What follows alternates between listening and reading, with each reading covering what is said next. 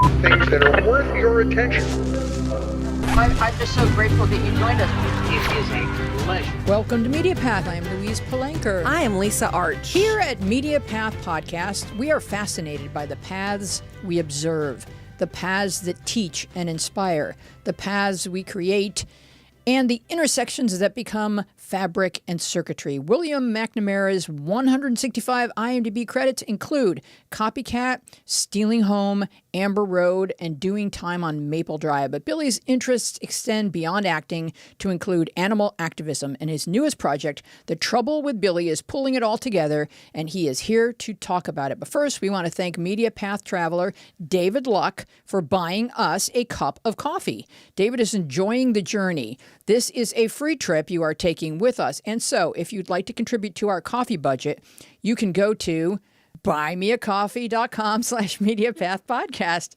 Any gift of $25 or more gets you a shout out. And we were going to work on our gift packages, right, Yes, Lisa? right, we that were. like if for $100,000, we will fly you to Hollywood. Yes. And put you up at a fairly decent motel. at Lisa's house. Oh, or at my house, right. And Yeah. then you can have your coffee that you're buying us Yeah. with us. It's called the Bunk with Lisa package. Right. It's very exclusive. So, all right, Lisa, you are obsessed with cult docs to the point where you have joined a cult doc cult, and I am concerned. You shouldn't be concerned because I'm very aware that it's a cult, which means I can leave at any time. Okay. This is a 3-part documentary on Apple TV Plus. It's called Twisted Yoga. People all over the world are taken in by a guru who runs a yoga conglomerate. Each country the yoga school is in goes under a different name. Each place runs like a regular yoga studio, but they choose specific women to take to the next level, which involves tantric yoga and moving to a higher phase where you get to actually meet this guru, who, by the way, is on the run from the law. Because Do you buy him a coffee first? they might have to buy him a coffee. All of it's couched in a way as to say, you know, that you're improving your life and sexual well-being, making you a more complete and spiritually alive human. What's really going on in these yoga studios, actually outside the yoga studios, involves abuse, trafficking, blackmail, sexual assault, and exploitation. And I'm just telling you up front, there's no real conclusion. They don't really get the guy in the end, but it is an interesting documentary. And it just made me realize, once again, that every cult documentary leads you to the same conclusion. If you're ever part of a group where everyone in that group is answering to one person, and that person happens to be a mysterious man who engages in sex with many members of said group, you are in a cult. If you are being manipulated psychologically, given very little food, you feel trapped, and you are being told that there will be dire consequences if you ever leave or tell anyone, you are in a cult. Mm-hmm. So get out of the cult. Watch this documentary. This is the best Jeff Foxworthy set Right? I've ever. You might be in a cult if. You might be in a cult. All right. So I'm going to talk about. All right, work on that. Okay. It needs a little punchier punch, but got it. it's close. It's very close. So I'm going to talk about David Archuleta's memoir called Devout: Losing My Faith to Find Myself. Even if David Archuleta had not endured the agony of growing up gay in a Mormon family, his childhood would have been fraught. His family was dysfunctional. His father was domineering and emotionally abusive. When he was 10, his aunt tried to weaponize him to break up his family by telling him that his dad had been sexually abusing his sister. This you tell a 10-year-old? When his remarkable gift for music was discovered, his father tried to monetize him, removing him from his home to travel the country and enter him into singing competitions. This is where you may have first caught David on season 7 of American Idol in 2008, when at the age of 17, he came in second to David Cook. We called it the Battle of the Davids. Throughout this exhaustingly stressful ride, David was desperately attempting to be a devout and righteous Mormon so that God might rid him of his same-sex attractions. It wasn't working. Now, 35 years old, David's memoir, Devout, is an entirely powerful coming-of-age and coming-out story that takes you inside the booby-trapped mental construct of a high-control religion, and we then journey alongside David on his harrowing mission to scale the walls towards deconstruction. David's fame and international reach brought him face-to-face with esteemed elders in his church, and his heartbreakingly honest conversations with Elder Ballard were an effort to protect gay Mormon kids from what he had endured. He tells the elder, "The feeling you describe of what first drew you to your wife is what I feel for men. For you, that feeling brought the greatest joy of your life. But for me, I have been taught to consider that feeling evil. What was your greatest blessing is something that I might be punished for. How am I supposed to make sense of that?"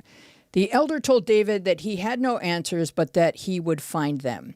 Then he ghosted David, who has since left the church, written this book, and is now living his authentic life. Devout is a New York Times bestseller. That sounds amazing. And go, David. Go, David. All right, William McNamara. We call him Billy, the best nickname of all for William, in our own humble opinions. Right. Billy McNamara appeared in the films Texasville, Stella, Copycat, Surviving the Game, and Stealing Home. On TV, he played Montgomery Clift in Liz, the Elizabeth Taylor story, and Ricky Nelson in Nightmares and Dreamscapes from the stories of Stephen King. Billy had a regular role on the Showtime series Beggars and Choosers. He was featured in the groundbreaking TV movie Doing Time on Maple Drive, and you may have seen him in NYPD Blue and Law and Order SVU, among a slew of appearances. Please welcome William McNamara. Yay. Thank you. Thanks for coming, Billy. You have known you would become an actor since you were 7 years old, and your mom used to pal around with Valerie Perrine. So tell us about that time. Well, it's interesting you brought up. So Valerie just passed away last week. Oh, wow. I'm so sorry. Yeah, and so and her funeral is Thursday. Okay. So that's full circle, I guess. Wow. Yeah. So my mom was very good friends with Valerie, and people probably don't know who she is. I mean, she was big in the 70s, Yeah. you know, and she kind of rose, you know, came from nowhere.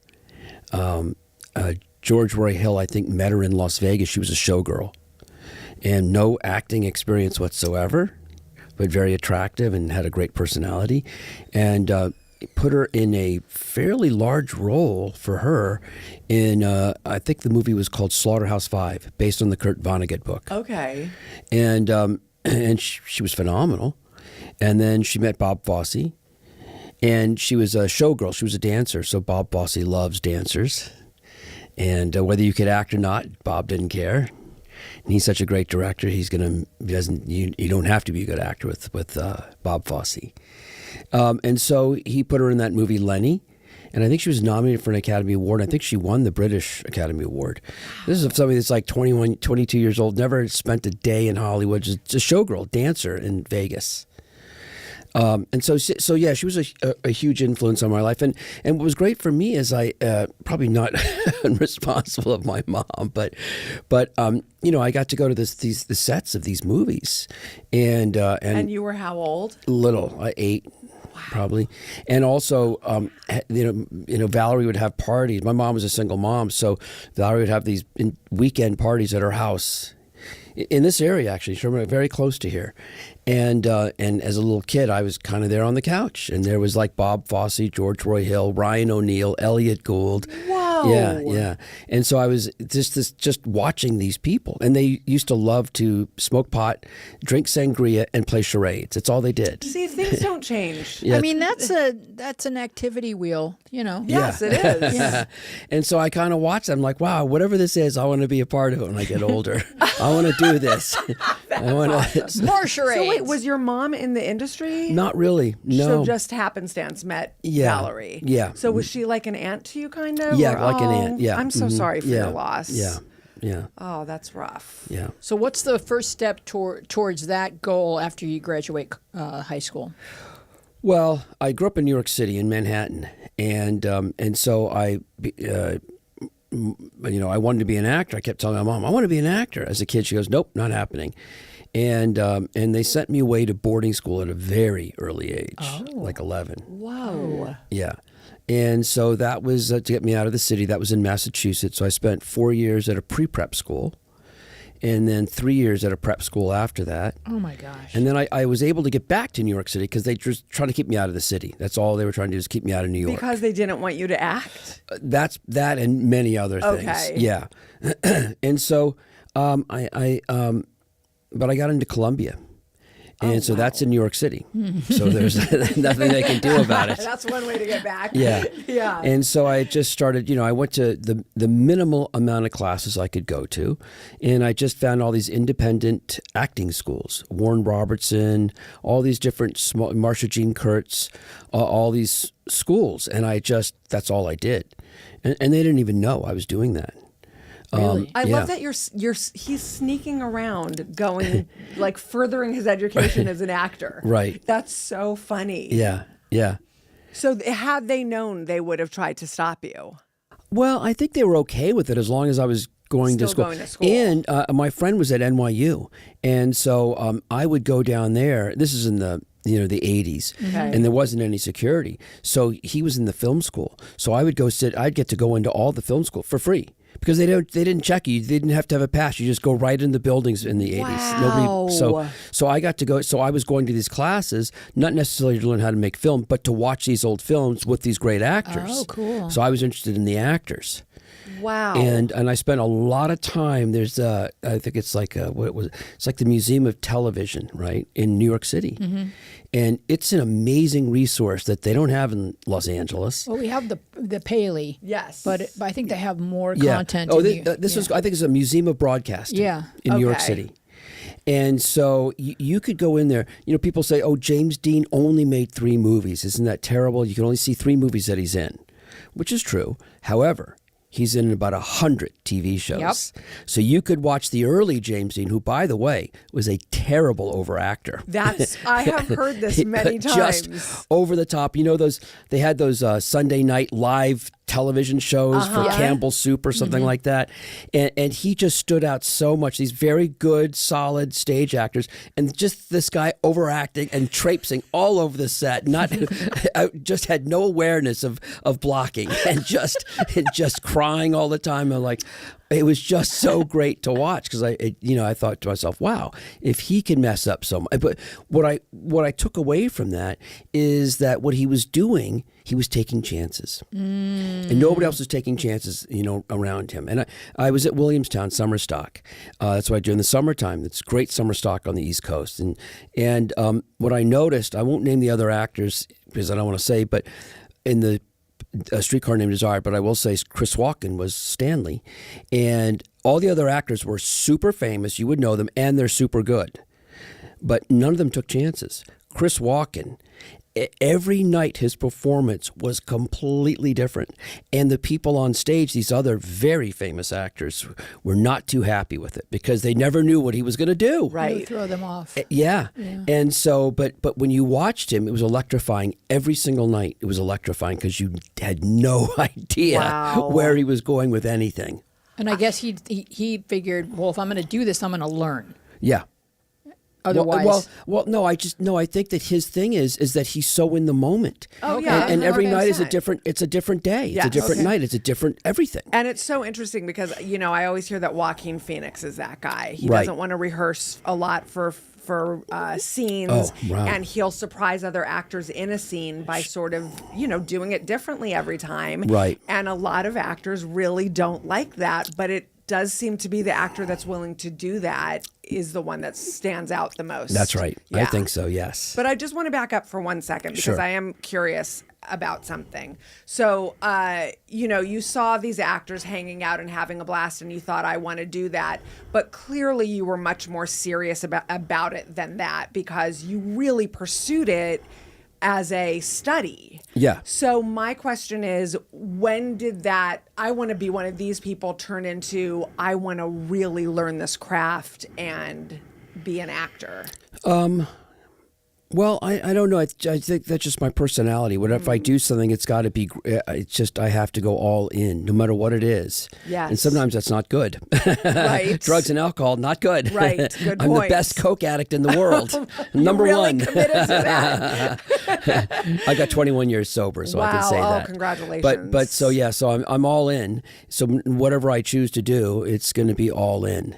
And when you started, working, did you instantly love performing?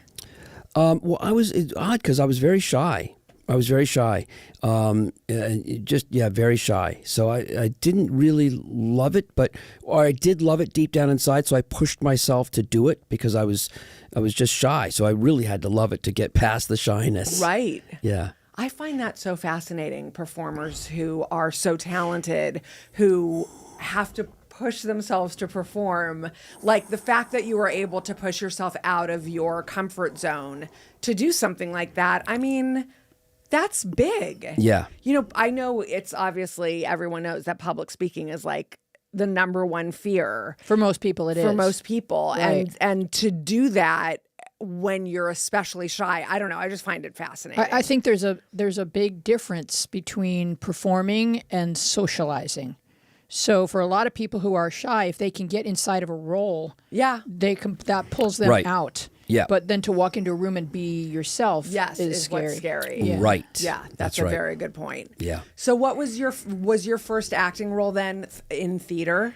Oh yeah. Yeah. Mhm. Yeah. Did you do a lot of theater before yeah. film? Well, summer stock. Yes. Okay. Mhm. Yeah. All right. And how old were you when you did that? Well, I was in college when I was doing it. So I was 18, 19, Okay. 20, 21. So when's the first time that your parents came to see you in something? Well, they never really did. And what happened is I was very lucky in the beginning of my career in that I booked a lot of commercials. And so I finally had saved up on my own, and this is in the 80s, $100,000 in the bank. And for a 20-year-old, That's pretty impressive. in the 80s, it's not bad. In the 80s too. That's And like so it was just commercials and residuals. right. And some modeling. I was with Ford Models, so some modeling as well. But the modeling didn't pay like the residuals. Right. That's where the money comes. It used to anyway. And so I told them I'm dropping out because I got a movie. And so I said, I'm dropping out of college. Oh, if you do, we're cutting you off. And I said, go ahead. Mom, I can spot you. Yeah. Oh, that must have felt so yeah. good. Yeah, they didn't know. They didn't know I had the money. They didn't know. No. And in the 80s, when you booked a national commercial, I mean, like you just said, that was real money. Yeah, like 25,000. Correct. And now not so much. Yeah, but also it kept compounding, Oh, yeah. Yeah. And so you could feel pretty flush. Yeah. You know? Yeah. Oh, that must have been the greatest feeling ever. Right. And I actually didn't drop out. What I did was at Columbia, I went there and I said, hey, I've got a movie for 4 weeks. It shoots in New York City. It's this famous producer, Julia Phillips, first woman to ever win an Academy Award. I gave them this whole pitch and they were going to give me credit for it as long as I wrote about it afterwards. And so they're going to give me the time off. But what happened is I booked a miniseries in Europe right after that. Ooh. And the miniseries was 4 months, 2 months in Morocco, 2 months in Rome. And I never looked back. So what was the first film? It was a movie called The Beat, and it's an interesting film in that it was Julia Phillips' last film. So Julia Phillips is a controversial character. Her book, which is very successful, but as she wrote the book, said the title was "You'll Never Eat Lunch in This Town Again." Yeah. And she's because she named names. David Geffen. She talked about everybody. She pulled a Capote. Yeah. Yeah. And so she she's the first woman. I think she won the Academy Award for Sting. She produced Sting. Oh, She wow. produced the great movie with De Niro, Taxi Driver. Yeah. So she had quite a career.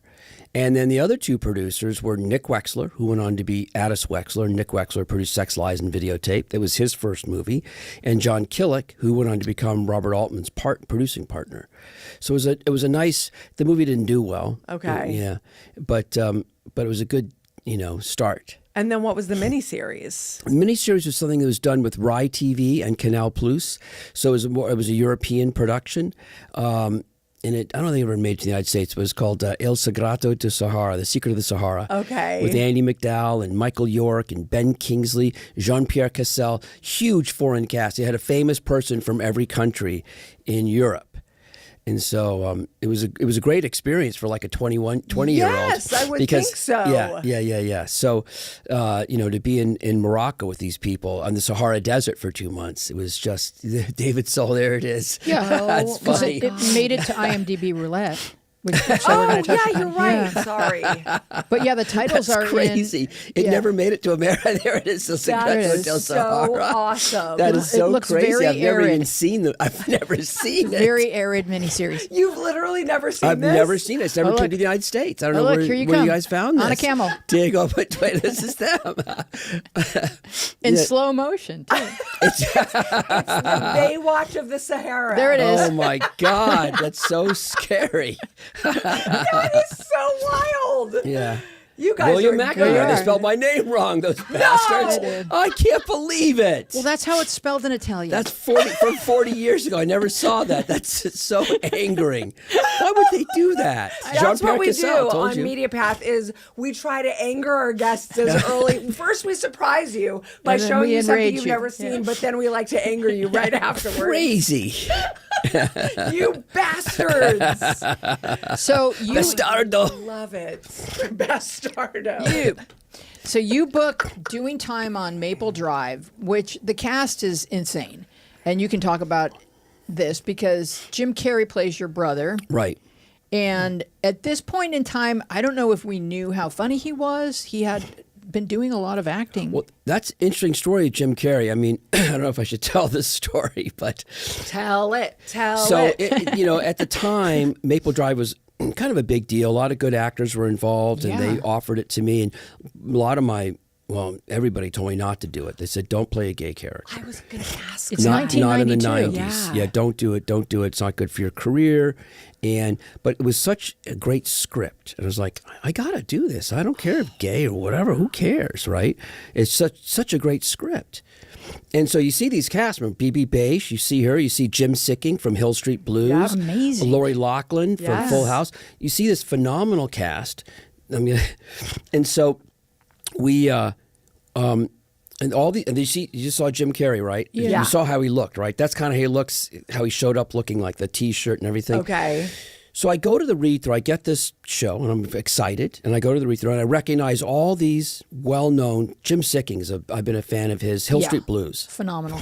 And so, and of course, Lori Loughlin. I see these people. They're all really established, good, and well-dressed. And this guy comes in late, tall, gangly, thin guy with messy hair, wearing a beat-up black T-shirt and torn black jeans and Keds. He lived in his car. Well, I know. Yeah. Oh, is that true? Not at that time. Okay. No, he was. Okay. And so, but he came in, and right away I was depressed. I'm like, God, I thought we were going to have a great cast except for this one loser. I didn't know who he was. Right. And I said to myself, this guy's a loser. What's he doing here? Why is he in with us? Who is he? He sits down, we do the cast read through, and he's not good. Wow. Yeah, and I'm just sitting there going, wow. I was going to be in this great TV movie, and this guy's going to ruin it because one person can ruin a whole thing, and Of course. it's a show That's about why I'm not in things. it's a show about a family. It's the dynamic. You got to have the family Yes. dynamic. You have to, or it's not going to. It's going to fail. And so I was very disappointed with this guy. He was a total, in my opinion, loser. I shouldn't Right. say that, but he just came off as a loser. He was dressed really shabby. And not good. And so Ken Olin says, all right, everybody, so we're going to meet tomorrow. I want to really get together as a family, and I want to do a tennis lesson because there's a tennis scene. Mm-hmm.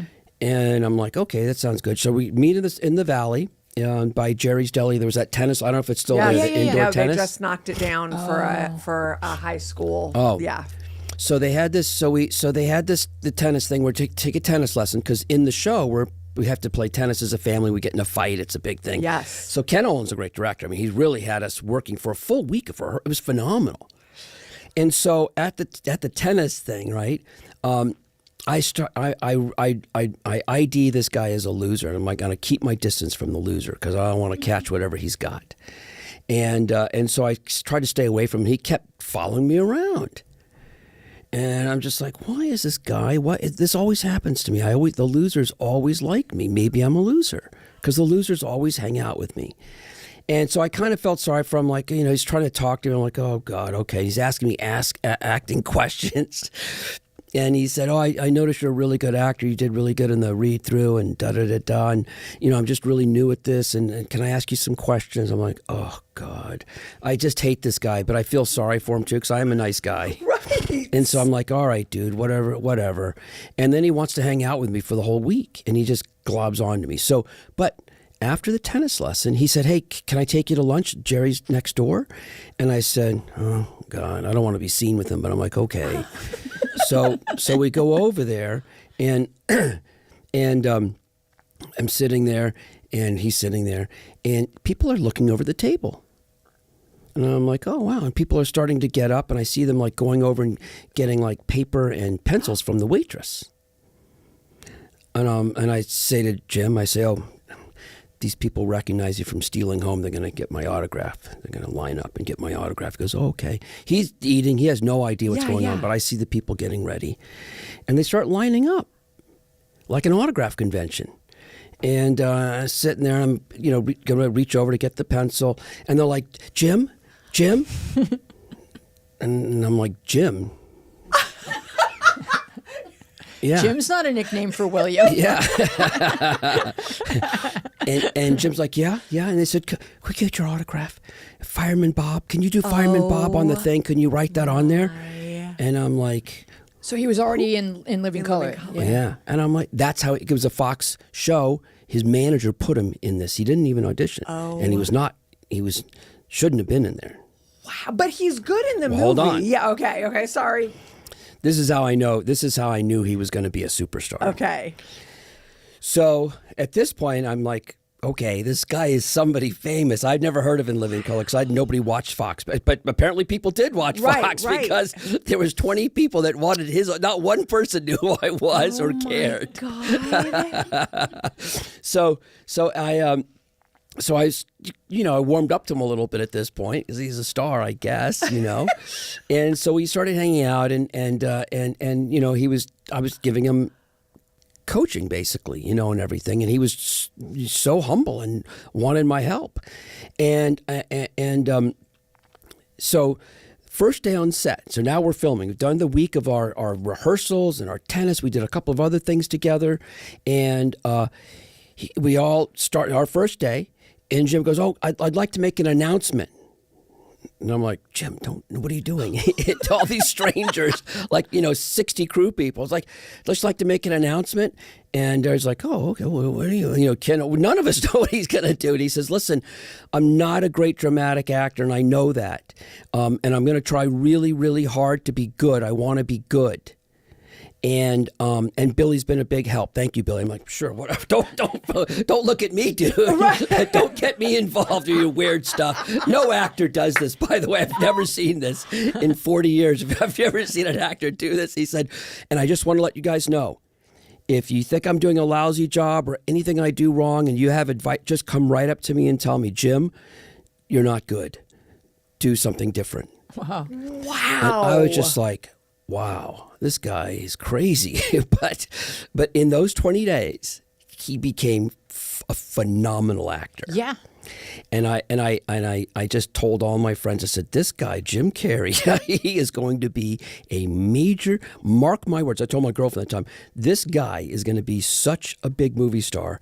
I've never met anybody like him. He's so dedicated, so committed, so humble, so like 1,000% in the game. And so spongy. That's how quickly he absorbed what was happening. Yes, and he was phenomenal in Maple Drive. He is. Yes, he's what phenomenal. A story. Yeah. And I mean, just how he completely turned your opinion around. Do you think, looking back, that he dressed that way for the table read and everything to feel more like the character? Or do you think he just had no idea what was going on? No, that's him. That's him. Mm-hmm, that's him. That's him. Okay, I have a question that's, completely ordinary, so forgive me. Okay. Did he ever go in and out of characters and stuff for you guys? Yes, he did. Okay. He did? On that set? He has a skit that he's never done, and it's called The Boy Behind the Tree, and it's very funny. The boy just kind of peeks up from behind a tree. Yeah, he's never done that I know of, but he used to do it on the We set. love Boy Behind the Tree. I can totally picture it. I can picture that. We want 20 episodes. Yes. What a great story. Yeah, yeah. So you're really responsible for Jim Carrey's career. You heard it here first. Well, I can take credit for Courtney Cox doing Ace Ventura. Oh, wait. Well, before we get to that, I Okay. want to But stay on please Maple come Drive. back to that, though. Yes, Okay. bookmark that. But I want to Bookmark stay on that. Maple Drive because I watched it when it was on in the 90s, and then I watched it again this weekend, and you guys can watch it. It's on YouTube. It's so good. I want to know which kids who needed that, who watched that in the 90s or in every subsequent decade, have come up to you or written to you because that was exactly the movie they needed to see. Well, Maple Drive has been the I mean, as far as like getting accolades or whatever, there's nothing that compares to Maple Drive. I mean, the people that it's touched and the people that have come up to me and or emailed me or Facebook messaged me, you changed my life, you saved my life. I show this to my parents. I was minutes away from committing suicide, and Maple Drive came out, and I was able to show it to my parents, and they accepted me. That's unreal. Yeah. And so let's just say this is 1992. Yeah. The AIDS epidemic is Yeah. in full swing. And it's about, just for those who haven't seen it, it's about a family who wants to appear perfect to the outside world. And they're kind of a fancy family, thus the tennis, which also serves as a metaphor throughout the piece Right. Yeah. of how perfect they feel like they need to be. Correct. Right. And they have one son who has a drinking problem, Yes. Right. played by our own Jim Carrey. And then they have a daughter who's married to like a photographer who doesn't make enough money for them to have Yes. a baby. Baby, And then right. their perfect son is Billy. Yes. Going to Yale. And he plays yes. Matt. Right. But Matt has a secret that Right. Correct. Yeah. Yeah. And so, yes, so you come out to your mom in the film, to both of your parents in the film. Right. One of them is accepting and one is not. Correct. And so, so you're saying you really inspired that movie really inspired a Oh, lot it's of. had a huge impact, and I didn't realize, but it's had a huge impact. And I'm so grateful that I did that. I'm more proud of Maple Drive than anything I've ever done because of what I've gotten back from it. The people that have come up to me, and literally people have said, had no choice but to commit suicide. There's no way my parents would accept this, or my brother, or my sister, or whatever. No, my school. There was just no way until I saw that movie. Unreal. Yeah. And did you feel that it caused any hiccups in your career, or did it only help? I don't know. Actually, Okay. I'm not sure. I don't know. your performance is beautiful. Beautiful. Yeah, yeah. So hopefully they took my performance. Right. But yeah. I hope it's okay to bring up the fact that your co-star, one of the co-stars of the movie who played Andy, He passed away. passed, right after the movie. right, of Yeah. AIDS. Is of that AIDS, correct? Yeah. Wow. I didn't know that. Yeah. Yeah. So I'm assuming that had to have been of some impact as And well. BB Beige died soon after as well from did? cancer. Oh, God. Yeah. Wow. And she's that actress. I can't remember her name. She's the mother of. Is it Samantha Mathis or somebody? Oh, is she? BB I Beige. think the internet knows these Yes. things. let's- Now we can go back to Courtney Cox. Okay. But I will say this: Okay. that Yes. we were. Samantha Right, Mathis. Samantha Mathis.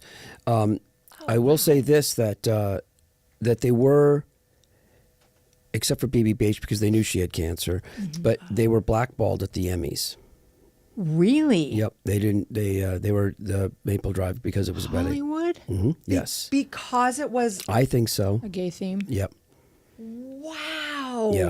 People are just so. Well, maybe they were worried about America. I don't know. Probably. I don't know.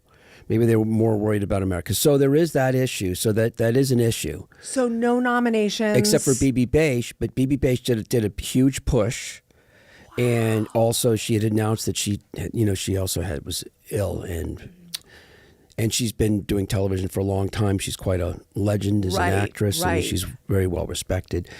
But they wouldn't nominate anybody else. I think the movie's role was not to win awards, but to save lives and Yeah. change, and Absolutely. give people hope for their future and Absolutely. their authentic selves. Yeah. Absolutely, yes. Wow. So now we go back to Okay, so now we go back to Courtney Cox. So Right. how were you instrumental in getting Courtney Cox? So after Maple Drive, me and Jim stayed friends for a long time. And I'll never forget, he called me. He bought his first home. He made enough money from living color to buy Hancock Park adjacent. Okay. So he called me and said, hey, I want you and Tammy, that was my girlfriend at the time, come over. I'm having a little housewarming party. I bought a house. It's our first house building. I've got a baby. His wife had a baby. And so we went. I was excited to see it.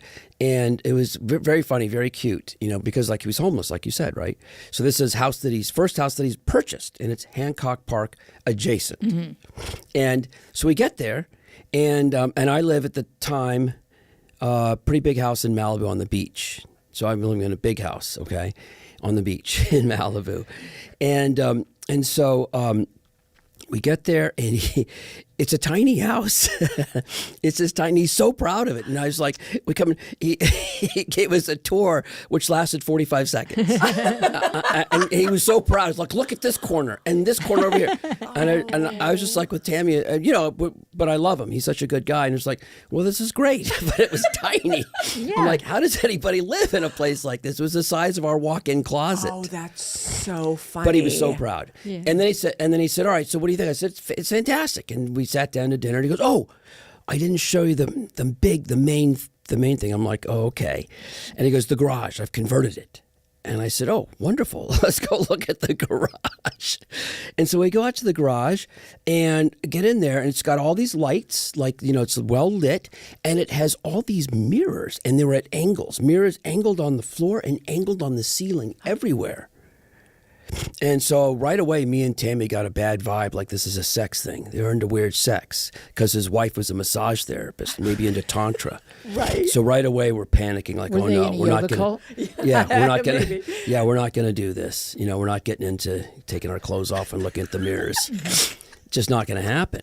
Fair. And so I finally had to say, I said, Jim, I just got to ask you, man, what are the mirrors for up there, man? And he goes, oh, this is where I practice my routines. Watch this. And he does Fireman Bob. And he goes, see, I can see the exact line of my neckline. And down there, I could see my ankle down there. What? And he wanted to, and I said, Jim, how much time do you spend in it? It's kind of crazy.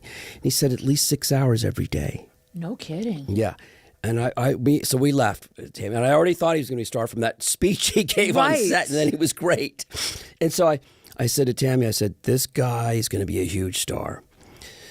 At the time, I'm friends with Courtney Cox, and she wanted to get a screen test for a movie that I was doing called Chasers. Yes. Ended up being Erica Liniak that got the part. And for whatever reason, I pitched Courtney Cox, and Dennis just wasn't interested. And she was my best friend, so I really wanted her in it, obviously. And so she goes, oh, I'm so upset, Billy. I really wanted to do Chasers with you. I really thought it would be great opportunity. And I offered this crappy movie. And it was Morgan Creek did Chasers and Morgan Creek did Ace Ventura. Okay. So she wanted to be in the Morgan Creek Chaser movie, not. And she goes, I've been offered this horrible movie. It's just the script is terrible. And it shoots in Florida, and I'm not going to do it. I just can't do crap, Billy. I'm not going to do it. I'm not desperate. She had money. She was very, right. She would renovate houses in Brentwood and Palisades and Santa Monica, and she made a lot of money. She was very smart with her money. Mm-hmm. So she was in good shape. Never had to worry about doing a job for. She goes, I'm just not going to do it. And I said, well, who's in it? She goes, Jim Carrey. I'm like, okay, it's his first movie. She goes, yeah, he's a comedian, but he's from Living Color. I said, no, you have to do this movie. She's like, what? And he goes, whatever this guy is touching is going to turn to gold. Wow. You must do this movie. She goes, well, I'm worried because her and Michael Keaton were dating, and they broke up at that point. And she said, I'm afraid if I leave California, if I leave L.A., Michael's going to forget about me. Oh. And it shoots in Florida. This is how girls think. Yeah. And I said to her, no. If you go to Florida and do a movie with Jim Carrey, Michael's going to follow you. He's going to get jealous. He's going to follow you to Florida. Are you sure? Billy, I said, that's such good advice. Yeah. And so I was right, too, by the way. You're like a soothsayer. This is insane. He did follow her there. Uh-huh. Wow. And they got back together. And she called me one night, late at night, and she goes, guess where I am? I said, where? She goes, it's like 2 a.m. where she was. And she goes, I'm at South Beach, and I'm in the ocean with Jim and the director. I can't remember the director's name. We're naked. We're skinny dipping. With a phone? Yeah. And so, and was she happy she did that movie ultimately? super happy, Of and course. it kicked off her career. Wow. Yeah, and the movie made $100 million. Yeah. You know, for back then, that's a lot of money. That is phenomenal. Yeah. Sensational, yeah. Yeah. That's a great story. It really is. I Yeah. love you. I mean, it really feels like you know things. Yeah. It's phenomenal. Well, you know things at least having to do with Jim Carrey. Yes. I don't know how you are outside the Jim Carrey. I know everything about universe. Jim Carrey. That's his wheelhouse. Yeah. Exactly. So I want to hear about when you were told you were going to be playing Montgomery Clift in an Elizabeth Taylor movie. Yeah. Do you study his movies or do you just say, no, I'm going to Well, be it's my- another great story you're not going to believe. I won't. So I was very fortunate when I first came to Los Angeles. A very well-known photographer named Greg Gorman took me under his wing, very big celebrity photographer. And he had brought me to a dinner party at Roddy McDowell's house. And Roddy McDowell lived around here too, by the way. I can't remember. did? Yeah. And so I think right off Laurel or Coldwater. And so and he really took me under his wing. Roddy's like, I'm going to, and every Wednesday night he'd have a dinner party, and there'd be the most famous people from all walks of life, from Helen Mirren with Isaac Asimov to John Williams. I mean, just an incredible selection of artists, writers, directors, movie stars, John Williams, composers, just the most amazing people all the time. And so he was just a great friend. And I was going to do the miniseries. And at the time, unfortunately, Elizabeth Taylor was suing the network. Oh. Because it was based on an unauthorized biography. Okay. But the biography had already come out. And she Right. sued and she lost on that. So now, but she's suing the network to stop them from. And by the way, it's very interesting. There was nothing negative about her. It's an amazing, flattering story about Right. Elizabeth Taylor. It was just like a complete fluff piece. Made her look fantastic. So I don't know why, but she was very, oh yeah, there it is right there. There's Sherilyn Fenn, beautiful. Yeah, she really, really is. And so she, there's Monty Clift. Yeah. Yep. Yeah, so I'll tell you a great story. That's unfortunately, it sounds like all my things I did off set is more exciting than the stuff I've done on set. Which But that's okay. I guess- we like yeah, to that go means- behind the scenes. Yeah. Exactly. So I called Roddy. I said, Roddy, I'm playing Monty Clift. Now Roddy was best friends with Monty Clift. Whoa. Roddy has home movies Oh, wow. with Monty, Natalie Wood, all in Malibu at Natalie's house. Natalie Wood, home movies that nobody's ever seen. Home movies on 8mm. Right. With Natalie Wood, Montgomery Clift, and Roddy Amazing. playing all the time together. They were best friends. Yeah. Wow. And so he had everything. He introduced me to Monty's boyfriend, who had cufflinks and all this. Gave me these things to wear in the show that belonged to Monty Clift. And I can say now, because both Roddy and Elizabeth are passed on, is Roddy said, I'll try to see if Elizabeth will talk to you. But she's so angry about this. Oh. I don't think she would be very upset that you're doing it, and probably not the best, but I'll ask because nobody knew him better than her. Right. Right. So a couple days later, I get a call. She'll talk to you. But you can't tell anybody, ever. And I said, oh, wow, okay. So came over to Roddy's house. Liz was there. And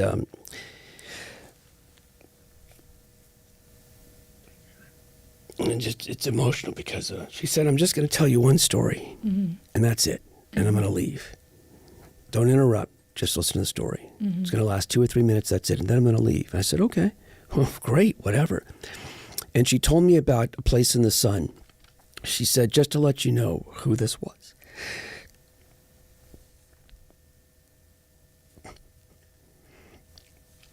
She said that, he arrived on set and nobody knew him. She didn't know him, but he was a legend because he was this New York actor that people were talking about. This guy's one of the great, he's like Marlon Brando, James Right. Dean, Monty Clift. He's one of those. And so she grew up in the studio system, acting and going to acting classes at the studio. on the studio lots, not the acting studio, but the studio lots. And she said that we didn't know him, nobody knew him, but everybody was excited to work with Montgomery Clift, the crew, everybody. And he shows up, and the first day of shooting, unfortunately, is one of the hardest scenes in the whole movie. It's the scene where the police are coming for him, and he's got to come and tell me that something's happened. He's going to be accused of something. He didn't do it, and he loves me. And you hear, as he's saying the thing to me, the sirens are going off, and the police are coming to get him for killing Shelley Winters, his girlfriend. Supposedly kicked her off the boat and drowned her. I don't know if you're familiar with the movie A Place in the Sun. Mm-hmm. And so he shows up on set, and we're all excited to meet him. I want to meet him. I'm Elizabeth Taylor. People want to meet me, so it's going to not be a problem. He went into his trailer and he shut the door and he told the AD he didn't want to see anybody, talk to anybody. And we're all like, what? Kind of rude. And she said he would come out to makeup and something was wrong. He was shaking and it seemed like he was going through a really hard time. Something had happened back east, maybe his mom or a family member or something in his personal life is not going well. And his mind was elsewhere, they thought. And so he didn't talk to anybody. He wasn't social at all, a little rude. And she said it was very strange and people were very disappointed. But we were also very concerned because there was something definitely wrong with him. And something terrible must have happened to him.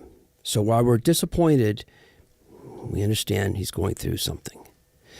And so came time to the scene. And he wouldn't rehearse. Huh. Then they say, all right, we're going to shoot it. He comes out, and he comes. The scene starts, and she's kind of there, ready to act. She said, and she got all her lines perfectly, and she knows exactly how and what she's going to say, exactly when. And she said, all of a sudden, this real human being appeared in front of her. And she realized, oh my God, he's not acting. The scene everything is real to him. Wow. This is real, what's going on. She said in that moment, everything she knew about acting changed in a second.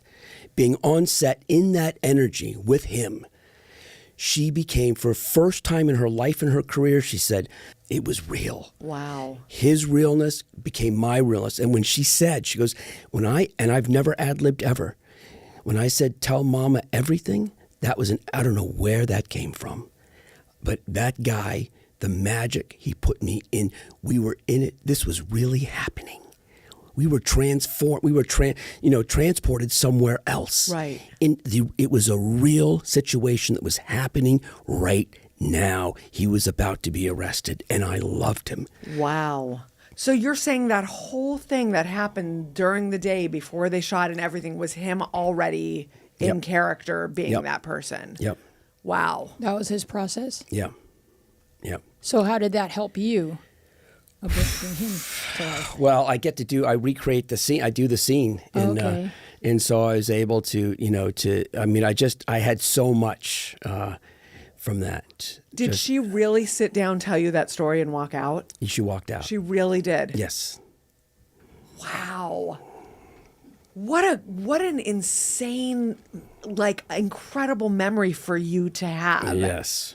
I can't even fathom. Yeah. It wasn't like a selfie, nothing. No. I did get invited to her house. I can't remember whose funeral it was. Not hers. Somebody had died, famous. I can't remember who it was, though. And she did invite me, and I was there. Oh, wow. So did she end up being less upset about it once it came out, or no? I don't know. Actually, Okay. we never spoke about it again. How incredible. It's really incredible that she, even talked to you after what Roddy McDowall said, what her reaction would be. Right. And then that she shared something so major with you. Right. And then just left. Right. That's the stuff of legends. It's a credit to Roddy McDowall. Mm-hmm. He had to have told her, this is a special person. This is a Right. person I love. This is a person you will love. I'm thinking. I don't know for sure, but I just think know so. I know that Roddy put that together. I'm sure. Yeah. Oh, that's really incredible. Yeah. From what we've heard, he was a big connective tissue. Yes. He pulled people together. He pulled people under his wing. Yes. Took care of people. Yes. And Yes. he, all right, so we have to transition Okay. like a hard left. All right. I was To- going to ask a question, but go. You go. You go. Oh, no, You go. go ahead and ask I just want to know if you and Sherilyn Fenn became friends after that. Oh, my God. Because they play best friends and they're these. No. Actually, Sherilyn got me that part. We were boyfriend girlfriend. We first met we first were in L.A.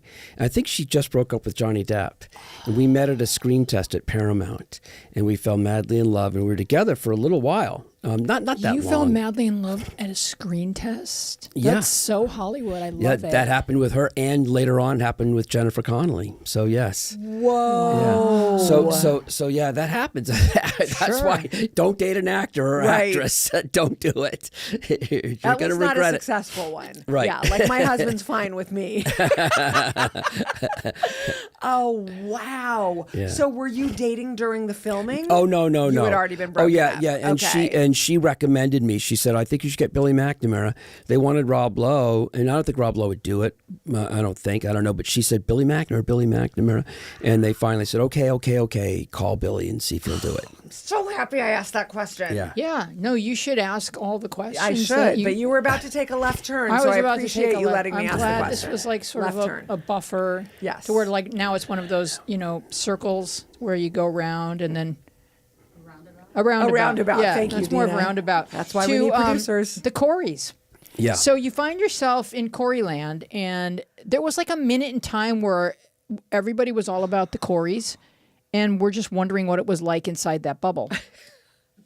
Well, I was not a great experience. I was like, thinking. Yeah, I was like a New York actor, and it came down to North Carolina, and they were all over the map. They were all over just so goofy. They were Corey Haim's a very nice kid. He's got a good heart, but they were both like, the set would shut down for the day. He's just like, wait, what?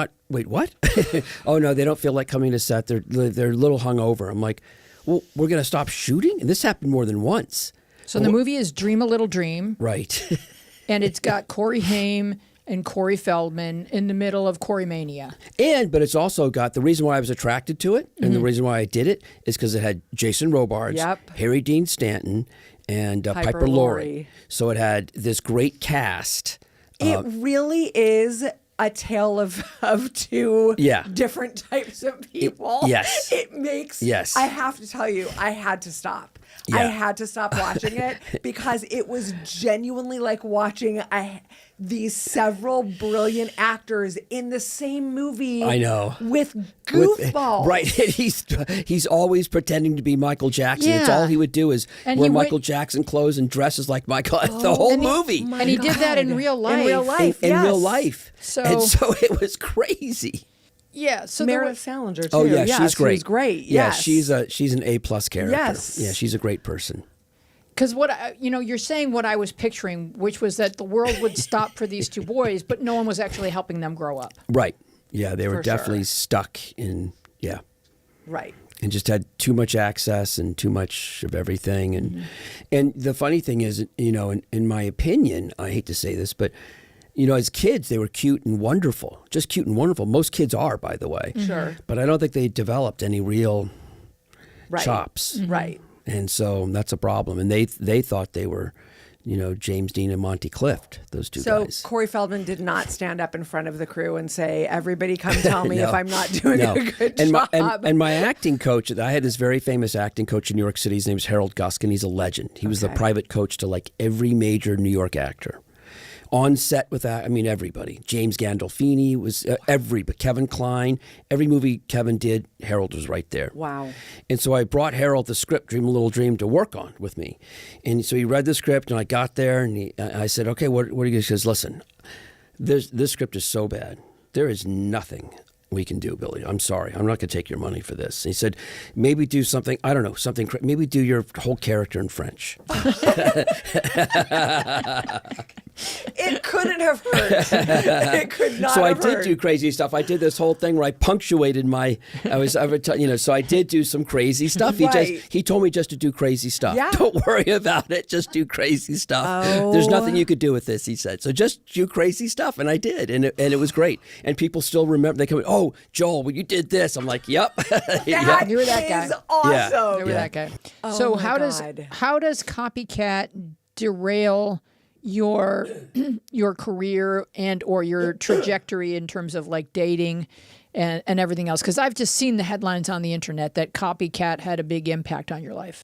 Well, it's a strange story, and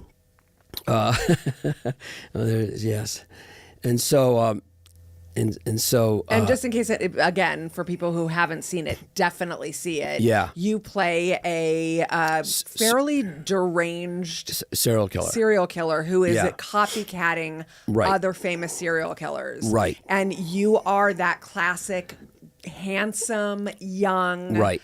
White male, Right. who Sigourney Weaver talks about in the beginning of the movie, who, is doing really disturbing things. Right. And when they first contacted me, I thought it was for the Dermot Mulroney role. Oh, okay. I thought, they're sending me the script, and I want to play the cop. I want to play Holly Hunter's partner. Right. It wasn't cast yet. They had Holly and they had Sigourney, but everything else was wide open. So, I read the script, and they said the director wants to meet you at the Chateau Marmont. So I go to the Chateau Marmont, and no audition though. I bring the script, and it's like, it's not going to audition me for the role, the cop, the detective, and we just talk.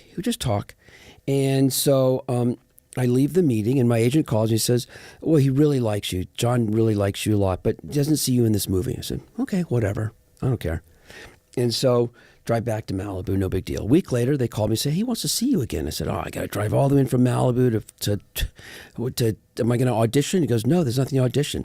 I said, "I'm going to drive in just to talk? For what?" Right. He said, "Just do it." So I went in, talked.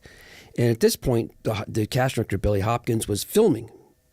And John was like talking to me like a psychiatrist, taking me through all this sort of like therapy. It was weird. So, and so I left, and about a week later, my agent calls and says, "Yeah, they want you in the movie."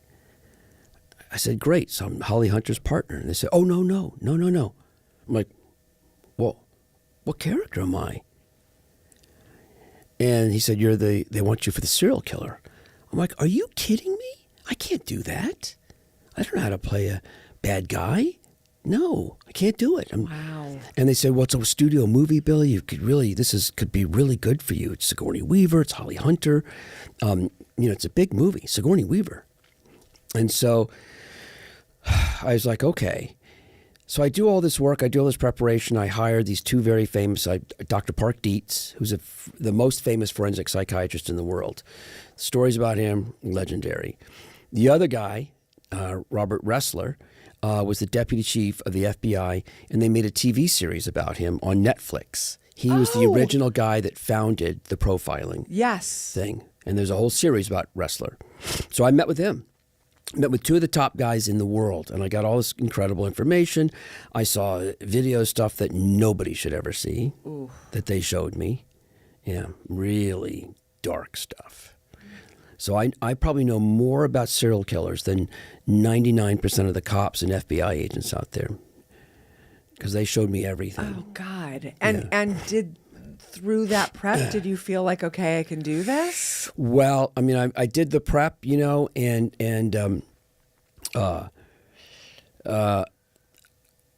I did all this preparation in order to feel confident. Right. And so this is a bad story. Do we have time? Tell it.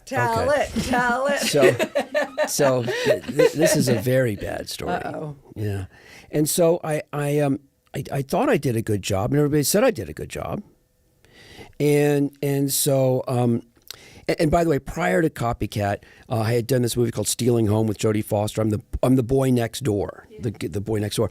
And so anytime my agent would try to submit me for an edgier role, the cast director would say, no, I know Billy McNamara. He's soft. He's soft. He's feminine. He's too soft. Yeah, that's what I got all the time. I would call it boyish. Well, yeah. So then Copycat. That's why I was convinced I was soft too. I believed them. The cast director said that they're right. They must be right. They know more than I do. And so, but I do the movie. And about 3 months later, I'm in Westwood walking with my best friend. And these two girls are sitting at a cafe and they hey, come here. Two cute girls. So I'm like, oh, let's go over there. And so they go, oh, we recognize you. And I said, from Stealing Home? And they're like, no, what's that? And I said, oh, movie I did with Jodie Foster. I said, no, we just saw you in a movie. I said, oh, which one? Copycat. And I'm like, Copycat? That's impossible. It's not out yet. I haven't even done ADR on it. And so they said, no, we saw you in the Valley. They called it a test screening. And I'm like, oh. And I didn't even know what that was. I was so green. I just knew. It was like, oh, well, what's that? Well, that's where they show the movie and they hand out a questionnaire and there's an audience and they do a question and answer and then we fill out the questionnaire. Yeah. I said, how was the movie? And they go, not too good. And I'm like, this is my big break too, right? I'm like, and I've put a lot into this movie. You know, I spent $10,000 just on these two guys to get the research. And so, and I was dedicated to the role, by the way. I was dedicated. Right. And so then I made the mistake of asking, how was I? Hoping they'd say, oh, you were great. Right. And they're like, not too good. And they said, you scored 30%. What? That's bad. That's below F. Is that just because people didn't like, they were reacting viscerally? They didn't like your character? No. The character was boring, they said, and cerebral. Oh. So it turns out when you have to entertain people as an actor. So you could be a serial killer, sure. But, you know, and what I saw in the videos, like I got to see a lot of the Dahmer videos, including of him, because he would film himself cutting these people up. Oh, God. So I saw that. And it's very mundane. Right. There's nothing exciting. He's not doing like in Silence of the Lambs, the guy's running around in his underwear, you know, with piercings. That's not the way these guys are, actually. Right. They're very boring. Right. And it's very methodical and quiet, and it's very, you know, cerebral. So I was doing a really unique, very authentic, and very real portrayal of these guys. And that might be great, but guess what? It's boring. It's boring. It's so funny, though, because it really isn't. I mean, in watching the movie, it's compelling and terrifying. Well, no, there's more. Oh, okay. I keep cutting you off. First, I beg you to tell it, and then And so my friend goes, let's get out of here. They're BSing you. They're trying to mess with you. I said, oh, you're probably right. So we walked off. I thought, you know, I believe that they saw the movie, but I think they were lying to, you know, they were jealous, whatever we'd say to ourselves, and, you know, girls pick on us. And so then the next day, I got a phone call from my agent at CAA. And he says, I have good news and bad news. I hate that sentence. Yep. It's not a good sentence. Not a good sentence. Yeah. Good news is they're not going to fire you. Bad news is you're reshooting 21 days. Oh, my Is that all of your gosh. scenes? Yes. Oh. Well, they hired Frank Darabont to rewrite everything. So it wasn't, by the way, so it wasn't all my fault. I don't know if I could say this. I don't hope Sigourney Weaver, she didn't score well either. Okay. Better than me, obviously, but she didn't score well either. The movie as a whole didn't score well. And so they hired Frank Darabont to come in. Do you know who he is, right? Shawshank Redemption. Yeah, but he's also a great writer, besides being a great director. He's the creator of Walking Dead, I think. Oh. That's Frank Darabont. Oh, okay. Yeah, he's you know, amazing. And so they hired him, paid him a lot of money, I can't tell you, but enormous, to rewrite all my scenes. Wow. Now, this full circle back to Roddy McDowall. So I'm in a panic. I'm like, oh my God, I ruined this, you know, and they're spending like $10-11 million to reshoot this. 21 days, that's a lot. And so I called Roddy, because the only person, Roddy, you know, what do I do? This is what happened. Right. And I'm panicking, I'm having a panic attack, because calm down. I'll tell you what, when you get the rewrite, You call me. I'm going to have my guy, Tony, is going to come and coach you on it. We're going to get you through this. I promise you, Billy. Tony's going to get you through this. So I didn't know who Tony was, but I know Roddy McDowall knows all the best people. So this is going to be the best acting coach. If he's got to bring him in from London, he's coming in from London, Tony. And so I get the script. I call him. He says, great. I'll tell you what we're going to do. We're going to have dinner at my house tomorrow night. Come over at 6 o'clock. I get there 6. He's there. His chef is making the food. And he says, well, Tony's not here yet, so go out on the veranda, have some tea. So we got on the veranda, having some tea. And I brought all my notes with me just to show, look, 200 pages of notes that I've got, handwritten notes about the serial killers, right? And so I hear a voice. It says, William, look of a British voice. And I look over at the doorway, and I just see a head pop around the corner. And he goes, William? And I go, Tony? And he goes, mm-hmm. Tony Hopkins. What? Silence of the Lambs. Stop it. Dead serious. What? So he worked with you on the did. character? He did. And he asked me, This first is thing the he said, what'd you do best. for preparation? What'd you do? What happened? I gave him the things. He grabbed it, threw it over his back into Roddy's yard, and he said, that's just a pile of shit. That's going to get in your way. You don't do research, pal. Let me tell you how we do this. And then it was so simple what he told me, and and then you saw the movie. I did a pretty good job. Yep. That was Tony Hopkins. What did he tell you? Oh.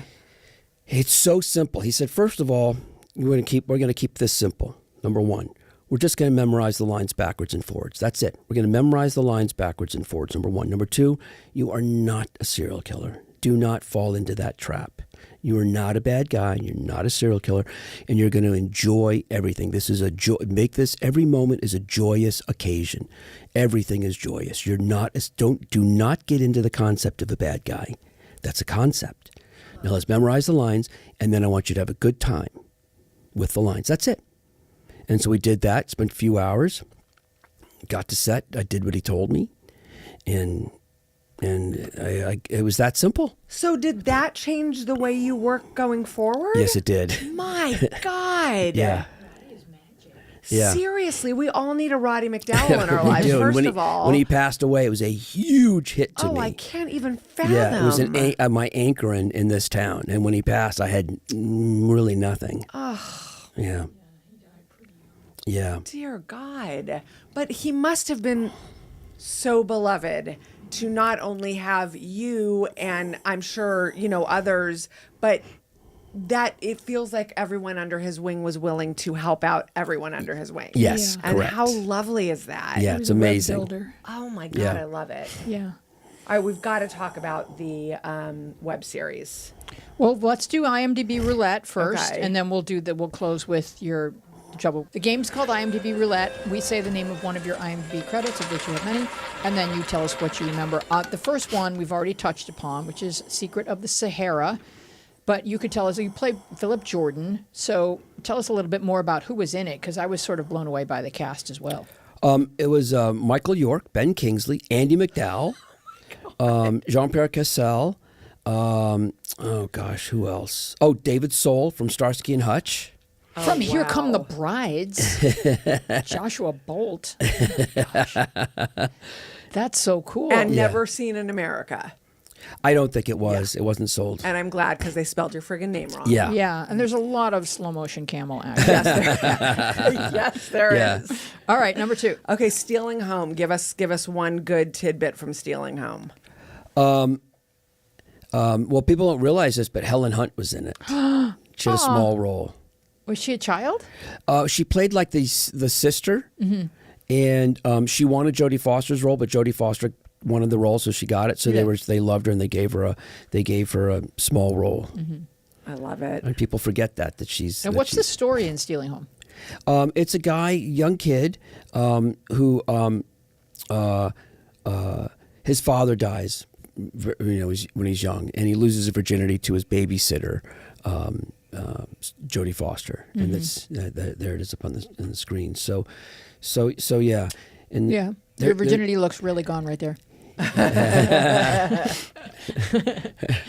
It looks like a sweet movie. It's actually a really good movie. All right, for we'll what check it that one is. out. And you play Mark Harmon. Young Mark Harmon. Young Mark Young Harmon. Mark Harmon, yeah. Okay, number 3. Oh, I did the last one. Oh, okay. Island Son with Richard Chamberlain, Well, Richard Chamberlain, where he gets to be a doctor again. a doctor, and my father in Hawaii. Oh, he's your father. Yeah, and Did you film it in Hawaii? Oh yes, filmed in Hawaii. Lived there for a year, and I thought it was going to be great, but actually, you get the island fever. It's really tough to. It's exhausting, right? It's exhausting. Yeah. It is. Yeah. I mean, even just on my honeymoon, and it might have been all the sex. Okay. But no, I'm kidding. But literally, I remember thinking, I have never been more tired. Right.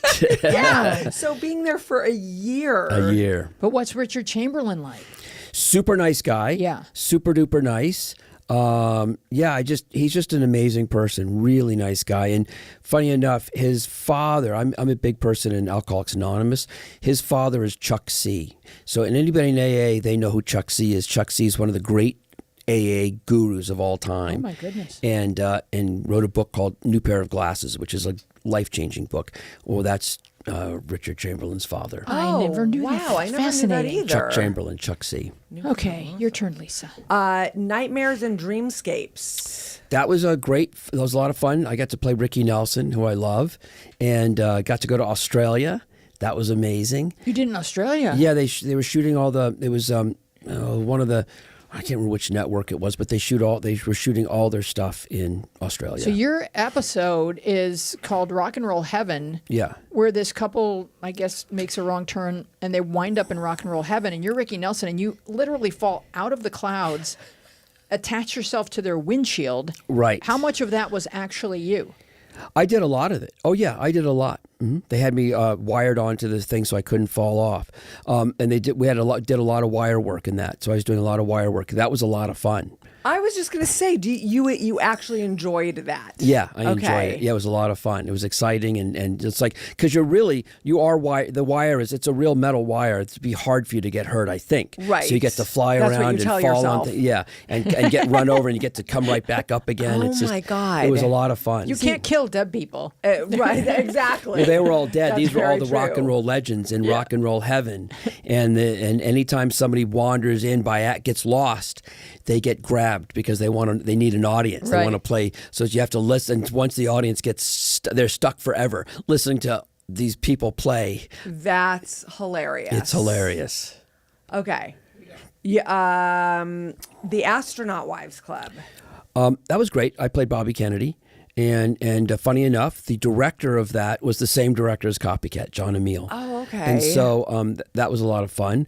And I had to do the Bobby Kennedy accent. I had to do the speech. I had to do all the Robert Kennedy stuff. Okay, I well, find how it does he sound? fascinating how many people you have, how many real people you have played. It's crazy. Yeah. Yeah. That's right. Monty Cliff, Bobby Kennedy. Yep. Okay, let's hear a little of Bobby Kennedy. I can't do it now. I had a speech coach Well, at the time. yeah, I you was know. working my butt off on that. Okay, Opus of an Angel.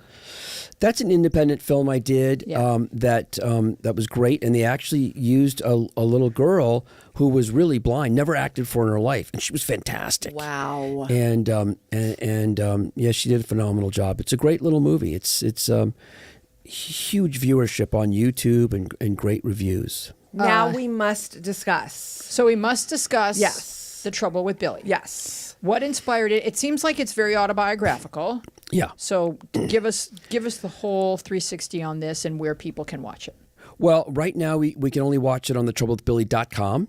And it's there. It'll be everywhere in 3 months. So it'll be on like Tubi and Roku. Right now we're doing it. We're selling 10 episodes for $20 because we're raising money for dog rescues. The first one we're doing is the one that I'm on the board of, which is Eastwood Ranch Foundation. And Allison Eastwood stars in The Trouble with Billy. She's a good friend of mine. And so she has a dog rescue. yeah, it's called Eastwood Ranch Foundation. It's in Okay. Agora Hills, and we have a lot of dogs and cats. It's a big, nice facility, and so yes, and that's where you could see it for now, and we're hopefully going to raise a lot of money. And are all 10 episodes up already? All 10 episodes are up. You could see the first episode for free. So if you Yep. don't like the first episode, and you could see that it's on YouTube, it's on TikTok, it's on the website as well. So you could see it anywhere. Give us a little synopsis. It's about a guy who ends up an actor who he gets sucked up into his career ends because he gets abducted by aliens and goes off planet with his dog, and when he comes back, his like, who are you? Where have you been? And I kind of did that. I do have experience, which we don't have time, but I do have experiences with the aliens and the UFOs. I want to hear about that though. Don't you? Oh my God, real we're gonna have quick, to have you back. I could tell you in the show it happens with the abduction takes place in Topanga Canyon because it's L.A., but in reality, it's in the Hudson Valley. I don't know if you guys are familiar with Hudson Valley. It's in New York on the Hudson River. Okay. Little towns. Yeah. My mom had a horse farm up there, so there's a lot of activity, and I got sucked into it. Yep. But it's now real. let me say this, because I watched the first episode and I'm very surprised Oh, to you hear you did? say this. Yes. Yeah, we watched it. But you're very cheeky about it in the show. You're almost making fun of people. I don't want to say making There's fun a of people. support group but for it's, people there's that a have been support group, abducted. and it's funny. Yeah, it's funny. Yeah, I don't want to say making fun of, but it's Right. humorous is what I should say. Well, I want to make the show a comedy. Right. And I noticed that all these shows about actors, it's like, where have you been? Oh, I got sober. I'm in AA. I'm back. Drew Barrymore has done this 100 times. Cover of People magazine. Drew Barrymore's back. Right. And then 6 months later, Drew Barrymore's back. She just got out of rehab and she's excited for for her future. 6 months later, Drew Barrymore is back. She just got out of rehab. But you're literally saying this is not an allegory for being involved with aliens. You're saying this honestly happened. Yeah. Like it's not like you're not using aliens as a substitute for AA. Right. You're saying it really Well, happened. it's both. It's a substitute for both. AA because I didn't want to do the AA thing. Gone Got for it. getting sober for 10 years. Now I'm back. Can you give me a job? Where have you Okay. been? Oh, I got sober. That's what every actor says. Right, right. So I thought that was a cliche. And I thought, you know what? This did happen to me. And it did take me down a rabbit hole. For about 3 years, I went down the rabbit hole because of it. You get involved with these people, and they're strange people. And I did. There is AAA. It's a very underground thing in a little town called Pine Bush, New York, where all the abductions took place. Wow. If you Google Pine Bush, New York, you will see it's a hotbed. Not anymore. 10, 15 years ago it was. Okay. Major hotbed. You can Google Pine Bush, 2 separate words. You'll see for yourselves. Lots of people got Really? abducted. All right. We'll have to have you back so we can hear this whole story. Genuinely. Yeah. But so this show is about it's an actor who Right, basically, he's kind of a has-been actor coming back, trying to get, and his dog unexpectedly gets sick with a heart condition and dying, and so he's got to get this money together to get a heart transplant. Which Allison Eastwood, she's the veterinarian that's get me the heart transplant, Right. And so he does all these crazy things. He's got an ex-girlfriend based on a real ex-girlfriend.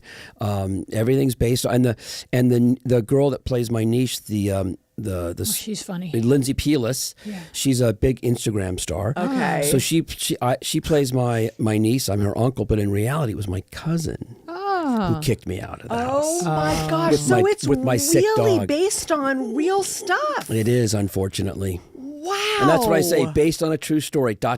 unfortunately. Oh, that's so That's a great funny. tagline. Yeah. But and let's be honest, you are taking the reins and making Yeah. your own stuff. Yeah. But I really want to reiterate, because I don't know if you said it strongly enough. A portion, if you buy all 10 episodes for $19.99, a portion of that goes to animal rescue, which is very important to you. Correct. That's correct. And that's really important to know. That's right. All right, we're going to have you back, Billy, because Sure. there's so much more to talk about. But Yep. right now, we're going to wrap up, and I want to thank our guest, William McNamara. Our team includes producer Dina Friedman, John Maddox, Mason Brown, Raf Rusak, Jordan Reyes, Haley Freight, and you. Our theme music is by me and John Maddox. I am Louise Planker, here with Lisa Arch and Billy McNamara. Be well and wise, take good care of each other, and we will see you along the media path. That was amazing. Holy cow, you've got Wow. stories. Man. There's so much to talk about. Yeah. All right, let's take some pictures. Okay.